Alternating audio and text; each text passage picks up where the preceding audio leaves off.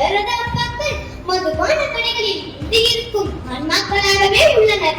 இந்த பொண்ணு இப்படி பேசுவாங்கன்னு எதிர்பார்க்கலையே. இப்படி உள்ள அப்பாக்கள் எப்படி தன் மகனை கற்றோர் நிரம்பிய சபையில் முன்னிறுத்துவர்?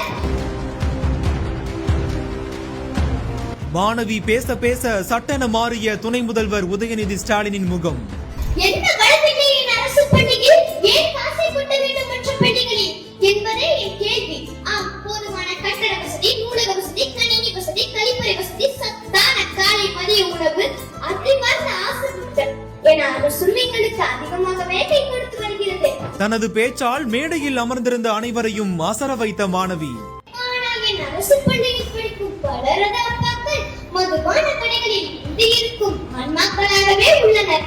இப்படி உள்ள அப்பாக்கள் எப்படி தன் மகனை கற்றோர் நிரம்பிய சபையில் முன்னிறுத்து? சிவகங்கை மாவட்டம் காரைக்குடி அழகப்பா மாதிரி பள்ளியில் நடைபெற்ற இலவச மிதிவண்டி வழங்கும் துவக்க விழா, குழந்தைகள் தின விழா மற்றும் சிறந்த பள்ளிக்கான பாராட்டு விழா என முப்பெரும் விழாவில் 8ஆம் வகுப்பு மாணவி யோகேஸ்வரி துணிவா பேசியது அனைவரையுமே கவனிக்க வைத்திருக்குது. தமிழில் கல்வி பயிலும் அரசு பள்ளி மாணவி என்ற தலைப்பில் பேசிய அவர், அரசு பள்ளி மாணவர்களின் பெற்றோர்கள் சிலர் மது பழக்கத்திற்கு அடிமையாகி மதுக்கடைகளில் நேரம் செலவிடுவதாகவும், இப்படிப்பட்ட சூழலில் குழந்தைகளை முறையாக கல்வி படிக்க செய்வது எப்படி என கேள்வி எழுப்பியும் பேசியிருக்காங்க. மாணவியின் பேச்சை கேட்ட துணை முதல்வர் உதயநிதி ஸ்டாலின் மற்றும் அமைச்சர்கள் சிரித்தபடி அவங்களுக்குள்ள பேசியிருக்காங்க. அதனைத் தொடர்ந்து உதயநிதி ஸ்டாலின் அவர்கள் குழந்தைகள் வாழ்க என்ற நூலில் வாழ்த்து குறிப்பிட்டு மாணவி யோகேஸ்வரிக்கு பரிசு வழங்கியிருக்காரு. துணிச்சலான பேச்சுக்காக மாணவி யோகேஸ்வரிக்கு பல துறைகளில் இருந்து பாராட்டுகளும் குவிந்துட்டு வருது.